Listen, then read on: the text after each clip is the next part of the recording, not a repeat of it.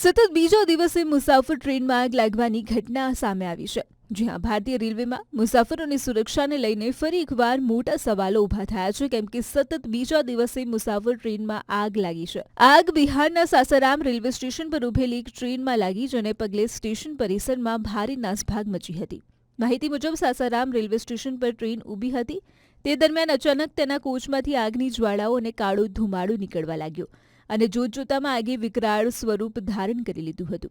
ઘટનાની જાણ થતાં જ ફાયર બ્રિગેડની ગાડી અને રેલવેના ઉચ્ચ અધિકારીઓ ઘટના સ્થળે દોડી આવ્યા હતા અને ફાયરની ટીમે યુદ્ધના ધોરણે પાણીનો મારો ચલાવીને આગને કાબૂમાં લેવાની કામગીરી હાથ ધરી.